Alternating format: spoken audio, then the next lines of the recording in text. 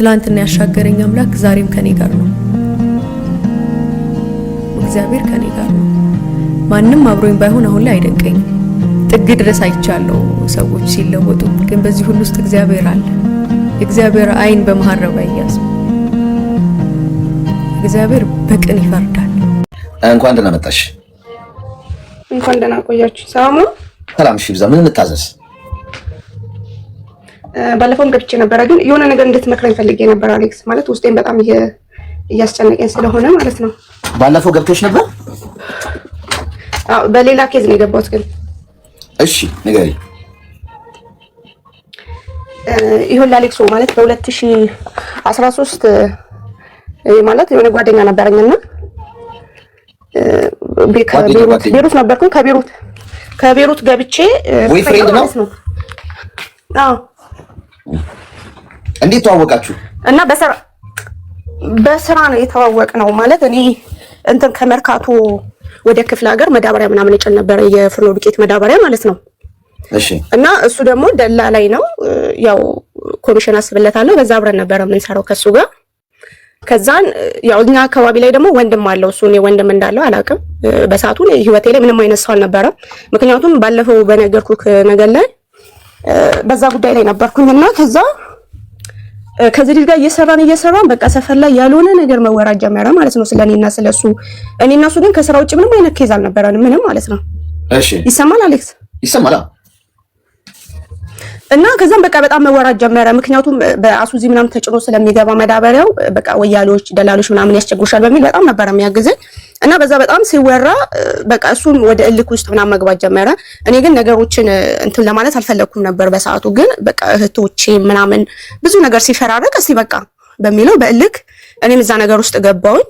እና ግን በእርግጥ ያው በሰዓቱ ትክክል ነኝ ብዬ ነበር የማስበው። አሁን ላይ ግን ነገሮች ሁሉ ስህተት ናቸው በእርግጥ። እና በቃ ብዙ ነገር አሳለፍኩኝ አሌክስ። ብዙ ስቃይ ተሰቃየኝ ከሱ ጋር። በጣም ነው የሚቀናው፣ በጣም ከሚባለው በላይ ማለት ነው። እና በጣም ነበር የሚያሰቃየኝ። ግን እንደዛም ሆነ በጣም ስለምወደው በቃ የሚያደርገው ነገር ለኔ ትክክል ነበረ በሰዓቱ ማለት ነው። ብዙ ነገሬን አጥቻለሁኝ። በቃ ብዙ ነገሬን ነው የቀማኝ። ግን ይሁን ብዬ በቃ ኖር ያለሁኝ ከሱ ጋር አውቶቢስ ተራ አካባቢ በቃ አንቺ ምን ሆነሽ ነው ቤተሰብ የለሽም እንዴ ምናምን እስከመባል ሁሉ ደርሼ ነበር እሱ በሚያደርገው ነገር ማለት ነው። እኔ የሆነ ሰዓት ላይ በቃ ጠፍቼ ወደ አዳማ ገባሁኝ። ወደ አዳማም ደግሞ ስገባ አዳማም ድረስ አፈላልጎኝ መጣ። እዛም ሊያስቀምጠኝ አልቻለም። በቃ አሁንም ሲያታለለኝ እሺ ብዬ ተመለስኩኝ ማለት ነው። እሺ ብዬ ተመለስኩኝ። ከዛ የመጨረሻ ከቤሩት ይዣቸው የገባሁት እቃዎች ልብሶች ምናምን ነበሩ። በቃ እሱን ሁሉ አውጥቶ ሸጠብኝ ማለት ነው። ሸጠ እና ብዙ ነገር አደረገ። ከዛ በቃ እንደዛ የሆነች ጓደኛ አለች እሷ ጋር ጠፍቼ ሄድኩኝ። እሷ ጋር የተወሰነ ጊዜ ቁጭ ብዬ በቃ ወደዚህ መጣሁኝ ማለት ነው።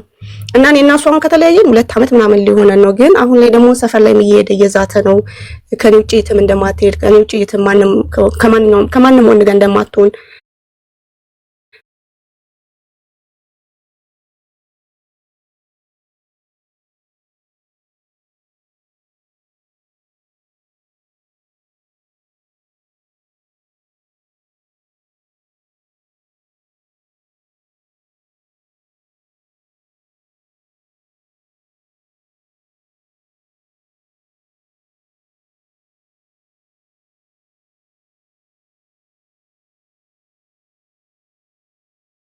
ነው። እና በቃ ያን ነገር እጅግ በጣም ነው የምፈራው። እዛ ጋር ደግሞ በቃ በስሜ ሁሉ ተነቅሶታል። አሁንም እዚህ ከመጣሁ ወዲህ እንደዛው ተነቅሷል። እና በቃ ወይ ከሞትንም አብረን ነው ወይ ከኖርንም አብረን ነው የሚለው። እኔ ደግሞ ከሱ ጋር በፍጹም መኖርን አልፈልግም። ለምን 2 ዓመት ማለት ቀልድ አይደለም። ያም ስለምወደው የመጀመሪያ በቃ ማለት አፈቀርኩኝ የምለውን ሰው እሱ ብቻ ነው። የመጀመሪያ ያፈቀርኩት እሱ ነው። ግን ያ ሁሉ ዋጋም የከፈልኩት ስለምወደው ነው። ገባ? እና ባዶ እጄን ሁሉ ስቀር በቃ ብሎ ነው ፊቴ ላይ ተፍቶብኝ ሁሉ ሂጂ ያው ሜጃ እኮ ምንም ነገር የለሽ ምናምን ብሎ ሞራኔን የሚነካ ንግግር ሁሉ ነበር የሚናገር። ገባ? ግን ያን ሁሉ ችዬ ነበር በቃ ከሱ ጋር ስኖር የነበረው። እና ልጁ ደግሞ አያደርገውም አልልም። ምክንያቱም በቃ በጣም ጩቤ ነው። በቃ ነገሮቹን ሁሉ በጩቤ ነው እንትን ማለት የሚፈልገው። ፊት ለፊቴም አድርጎታል። እና ለራሱ ያራራ። አሁን እኔን ደግሞ እንዴት ማለት ለኔ ያራራልኛል ብዬ አላስብም። አንዳንዴ ይሄ ነገር በጣም የሚያስጨንቀኝ። አሁን ዘንድሮ መግባት እፈልጋለሁ ግን በቃ ምን አድርጌ ነው የምገባው የሚለው ነገር በጣም ነው የሚያስፈራኝ። በጣም ማለት ነው። እሺ አሁን ምን መሰለሽ፣ አንደኛ ነገር አሁን እንደዚህ አይነት ነገር ሲፈጠር ይሄ አቢዩዝ የሚያደርጉ ወንዶች ሴት ልጅ ላይ የሚይዝቱ የሚያስፈራሩ ነገሮች ሲፈጠሩ ቀጥታ ጉዳዩን ወደ ህግ መውሰድ ምንም ጥያቄ የሌለው ጉዳይ ነው። ገብቶሻል?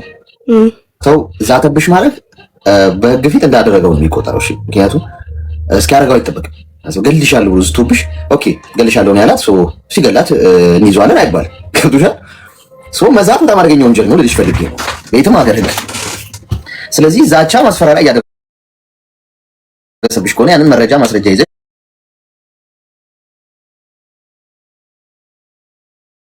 ቀጥታ መጠንቀቅ ማለት ነው ማለት ነው። ለምሳሌ እሱ ያለበት ቦታ አትሄጂም፣ የት እንዳለሽ አድራሻሽን አትነግሪውም፣ እቅድሽን እያደረግሽ እንደሆነ የት እንደምትገኝ አትነግሪውም። ግን ጉዳዩን ቀጥታ እነዚህ እጆችሽ ላይ የድምፅ መረጃዎች፣ የጽሁፍ መረጃዎች፣ ከዚህ በፊት ያደረጋቸው ነገሮች፣ ያደረሰብሽን ነገሮች በሙሉ አንድ ላይ አጠናክረሽ ቀጥታ ጉዳይሽን ወደ ህግ ስትወስጂው ህግ ደግሞ ምን ያደርጋል? አንቺ የደረስሽበት ቦታ እንዳይደርስ፣ ሁለተኛ ቅጣትም አለው ይሄ ራሱን ይቻላል። ስለዚህ እንደ ቀላል እንዳታዩ፣ እስኪያደርገው አትጠብቂ ማለት ነው። ሴቶች ለዛ ነው ሲይዝትባችሁ ወንድ ልጅ ዝም ትሉታላችሁ። በቃ እስቲ ምንም አያመጣ ምናምን በሚል ያመጣል። አንቺ ህይወትሽ ከተበላሸና ነፍስሽ ከጠፋ በኋላ ምን ያመጣል? እሱ ቢታሰር እሱ ቢፈረድበት ምን ፋይዳ አለው? የአንቺ ነገር ከተበላሸ በኋላ። ስለዚህ አሁን ነው የምትጠነቀቂው። አገርሽ ትሄጃለሽ፣ ግን የት እንዳለሽ አድራሻሽን ምናምን አትነግሪም። ቀጥታ ግን ጉዳዩን ወደ ህግ ትወስጂዋለሽ። ህግ ይጨርሰዋል ማለት ያኔ ልክ እረፍት አሌክሶ ካፍክ ልውሰድና ይሄንንም በመፍራት ማለት ነው ከቤተሰቦች ያገልግ ራቅ ብዬ ሌላ ቦታ ነው የራሴን የሆነ ነገር የገዛሁት ቦታ ራሱ ማለት ነው። በቃ እሱ እንዳገኘኝ በሚል ራቅ ብዬ ነው ቦታ ሁሉ የገዛሁት ማለት ነው። ግን አሁን ምንድነው በቃ በሆነ ነገር ያገኘኛል። ገባ? እኔ አሁን ምንድነው ፌስ ለፌስ ምንም ነገር ላደርገኝ ይችላል፣ ግን ቅስፈታዊ ነገር እንዳጠቃኝ ነው የምፈራው። ምክንያቱም ከዚህም በፊት ከአውቶቢስ ተራ ራሱ ፎቶ ለልጆች ሰጥቶ 5 ጎረምሶች ይዞ መጥቶ በፎቶ ሁሉ ሲፈልጉኝ ነበረ ልጆቹ ማለት ነው። ገባ እኮ ይሄንን ሁሉ ነገር አንቺ ይሄንን ሁሉ ነገር ወደ ህግ መውሰድ የነበረብሽ እኮ ያኔ እኮ ነው። ዘገየሽ። ይሄ ሁሉ ነገር አንዴ እንዲህ በፎቶ ያፈላለገሽ ሲዘትብሽ ወይ ሲደበድብሽ የሆነ ነገር ሲያደርግ ያኔ ብትወስጂው ኖሮ ወደ ህግ አንቺም ሰላም ታገኛለሽ፣ እሱም የሚገባውን ነገር ያገኛል። ግን ዝም አልሽ። በዛ ሁኔታ ዝም አልሽ። ከሀገር ተሰደድሽ። ሰውዬው የልብ ልብ ተሰማው። ታፈቅረኛለሽ ምንም አታደርገኝም ብሎ ነው የሚያስበው። ገብቶሻል? አንቺ ጥንቃቄ አድርጊ። አሁን ያልኩሽን ነገሮች ጥንቃቄ ውሰጂ። ከዛ ውጭ አድራሻሽን ምናምን አታሳውቂ። ከዛ ገፍቶ የሚመጣ ከሆነ አንቺ በጥበብና በብልሃት ጉዳዩን ወደ ህግ ትወስጂዋለሽ፣ ጠበቃ ይዘሽ። ከዛ ያኔ መፍትሄ ታገኛለሽ በእርግጠኝነት። በቃ ማለት እኔም አሁን የሆነ ጊዜ እንደዛ ሞክሬ ነበር አሌክስ። ማለት መጥሪያ ምናምን አምጥቼ እንደዛ ሞክሬ እስር ቤት ለኔ እቤቴ ነው ይላል። የሚገርም እስር ቤት ለኔ እቤቴ ነው። ቤቱ ይግባ ታዲያ ጥሩ ነው ቤቱ። አሁን እኮ አንቺን እኮ እንትን ሊልሽ ነው። እስር ቤት ቤቴ ነው ምንም አታመጪም ሲልሽ ማቅለሉ ነው። ይሁና ቤቱ ይግባ ጥሩ ነው። አንቺ ማቅለሽ አትይም። አሁን እንደዚህ አይነት ሰዎች እስር ቤት ቤቴ ነው ምንም ችግር የለው ምናምን ካሉ እሺ ጉድ ሞርኒንግ ወደ ቤት ግባ። ገብቶሻል? እንጂ አሁን እስር ቤት ቤቴ ነው ሲልሽ አንቺ በቃ ልጅ ቢታሰርም ምንም ችግር የለውም ብለሽ እንድታቀዩ ነው። ችግር የለውም ቤቱ ነው፣ ወደ ቤቱ ይገባል። እሺ ምንም እንዳታስቢ። ደግሞ ጊዜውን ጨርሶ ሲወጣ ደግሞ ይገባል። እንደዛ ነው ማድረግ ያለብሽ። እሺ እሺ አሌክስ፣ እሺ አመሰግናለሁ። እሺ አይዞሽ። እንዲህ የሚያስፈራሩና የሚዝቱ ጥቃት፣ የሴት ልጅን ጥቃት ሴቶች ናቸው ራሳችሁ የምታበረታቱት። ምክንያቱም ጥቃት ማለት ሰው በንግግሩ ነው ጥቃት የሚጀምረው። እንዲህ አረግሻለሁ ሲል ያኔ